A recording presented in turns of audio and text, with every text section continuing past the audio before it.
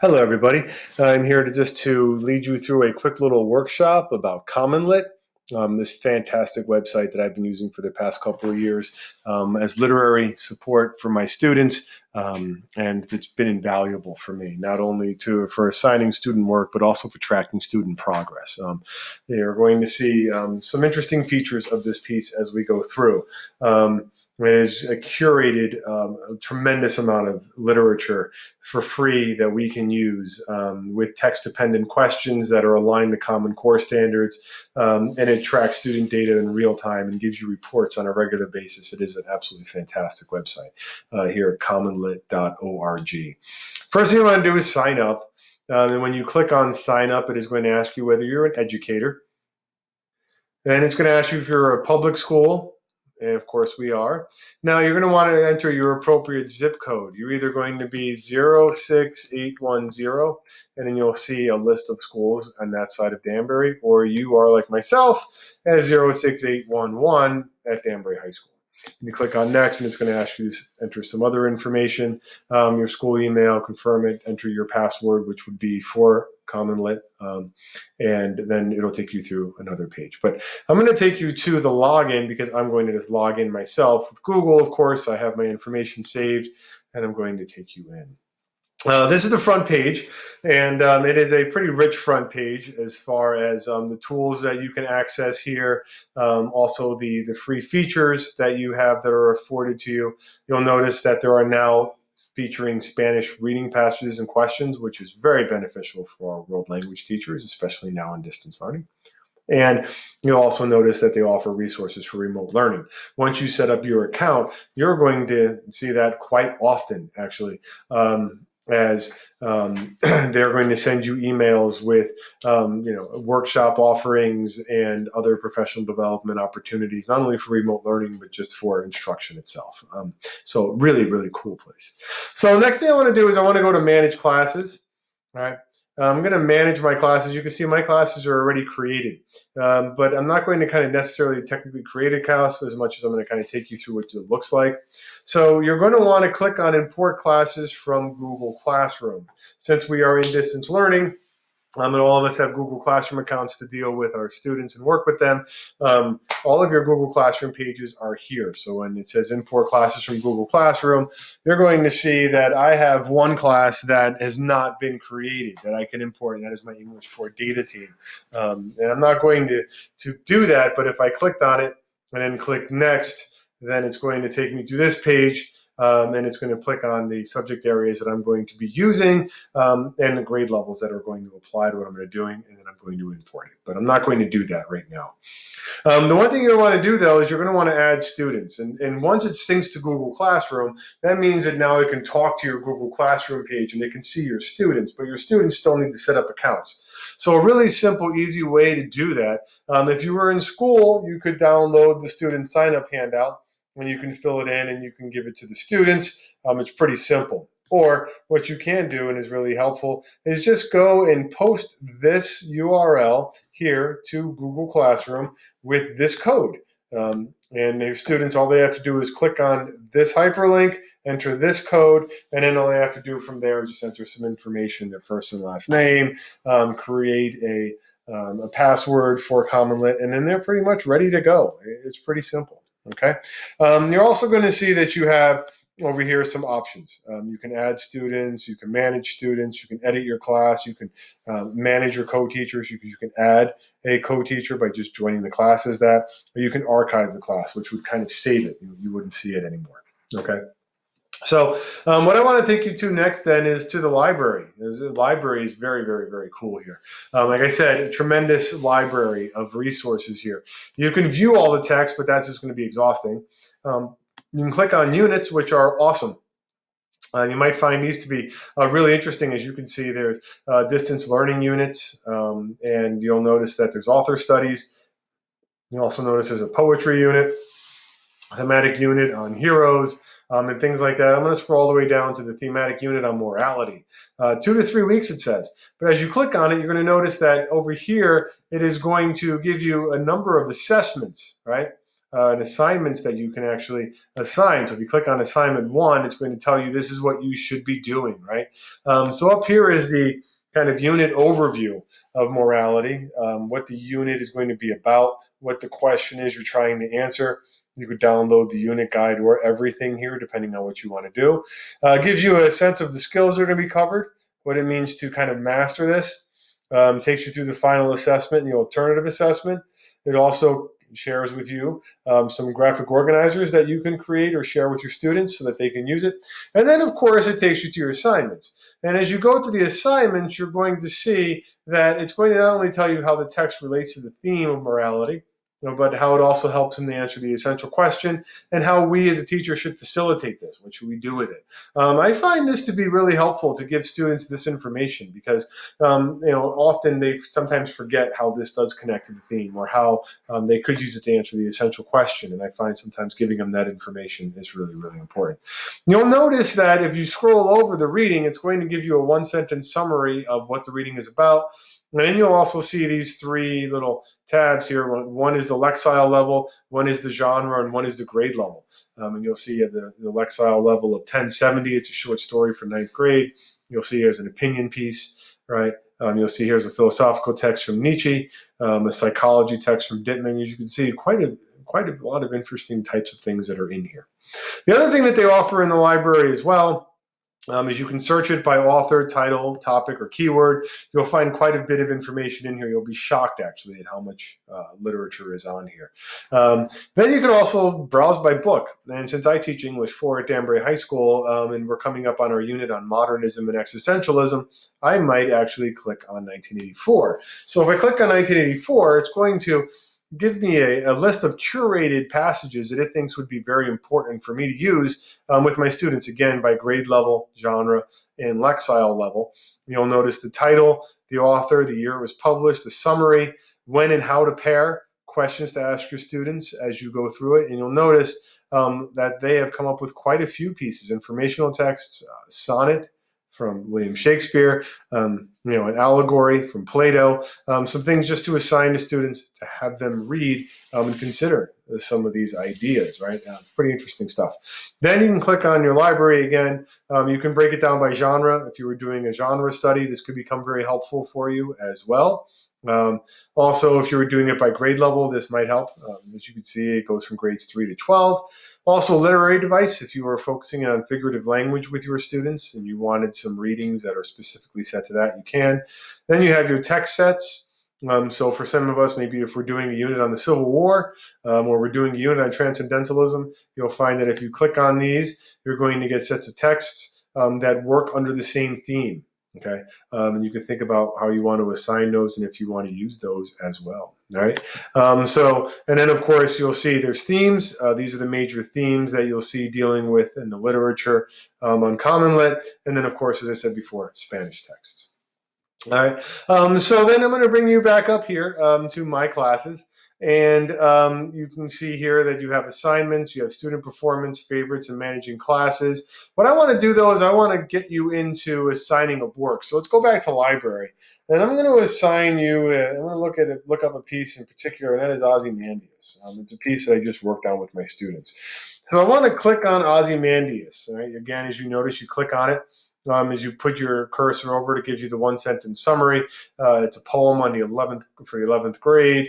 Okay, so I'm going to click on that. And this is what now CommonLit will mostly look like to your students. Okay, first thing you're going to notice is you can assign the text. So I can click on assigning the text. I can assign it to one or more classes, or I can assign it to one or more students. Remember, it gives me the Lexile level for each reading. So if I was using my star reading reports and assigning individual work to my students based on their Lexile level, this becomes really handy. I'm not going to click on this here because I want to protect the privacy of my students, but you would see your students there. And you can click on the students you want to assign it to. You'll notice it gives them an annotation task that gives them a hint of what to look for as they're reading the poem. There's also a guided reading mode. I usually always turn that on. You can do it for the entire class or, again, for one or more individual students and click on them.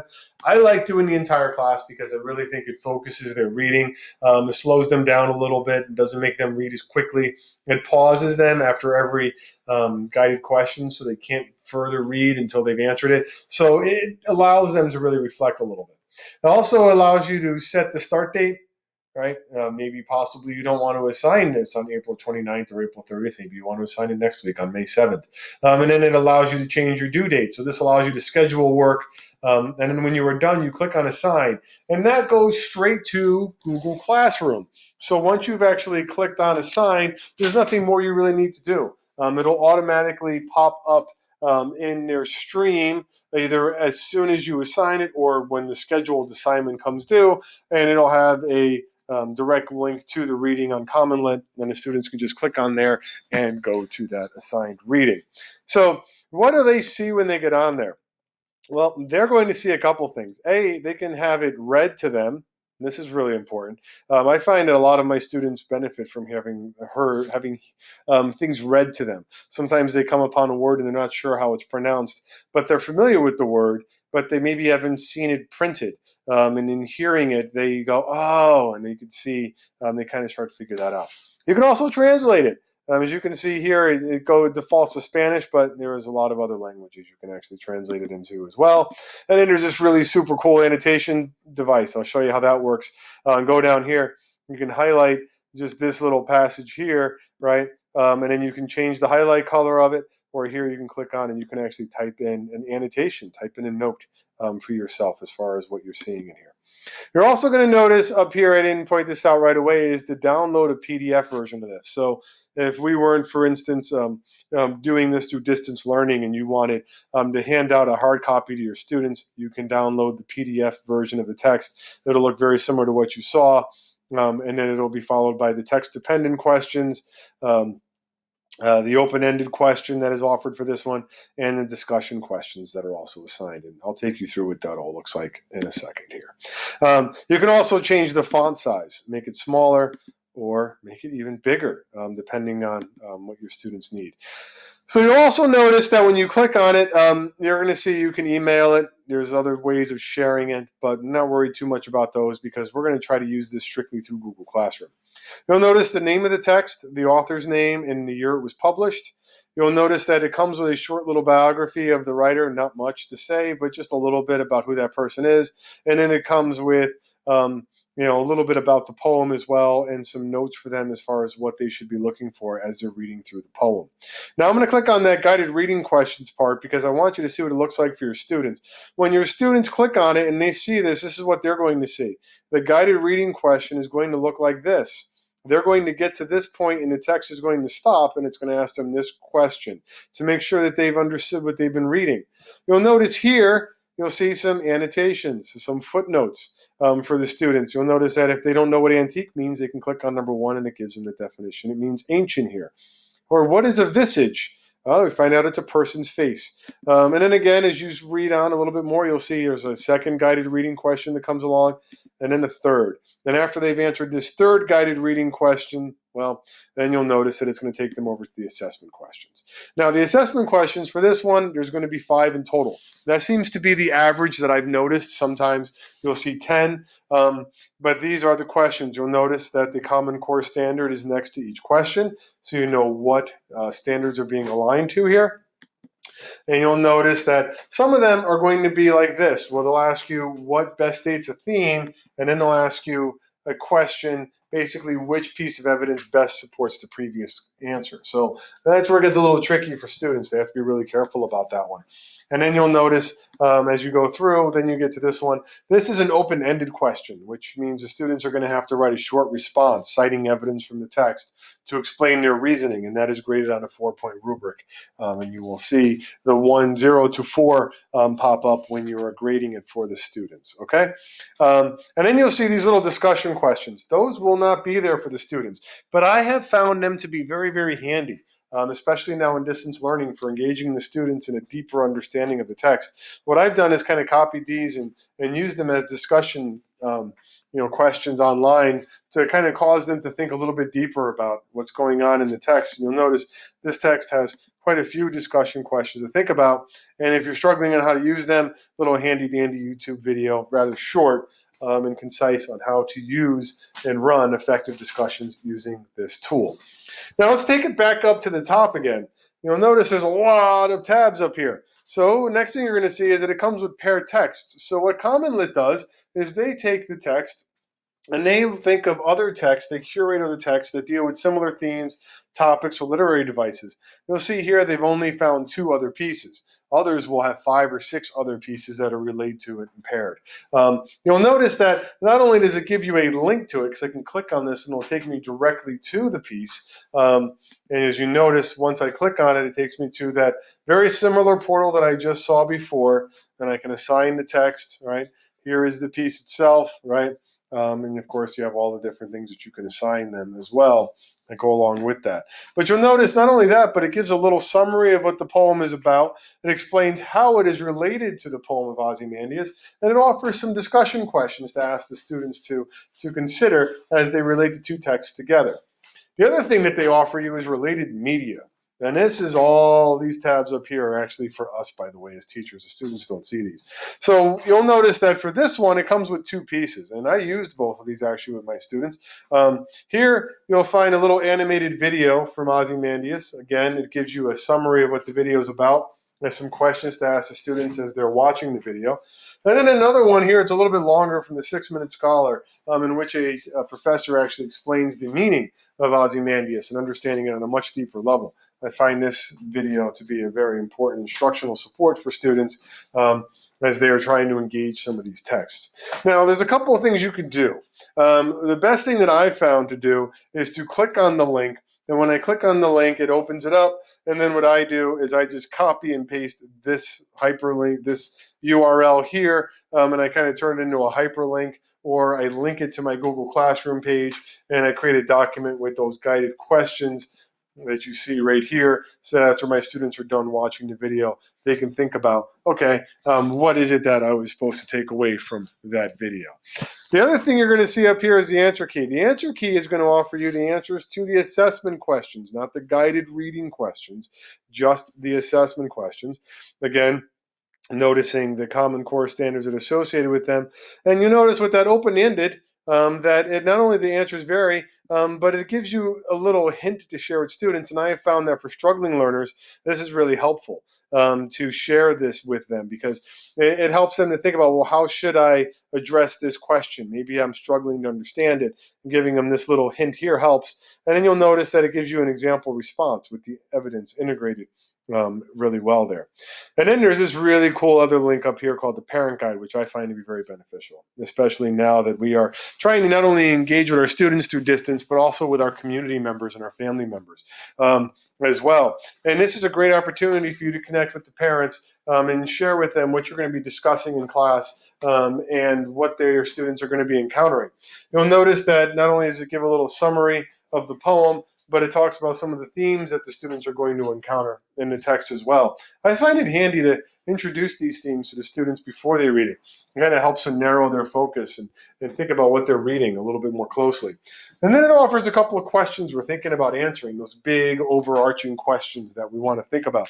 I found those to be really helpful as quick writes for my students, to engage in their thinking prior to reading the story and how they would answer those questions before they think of the way the author is engaging them.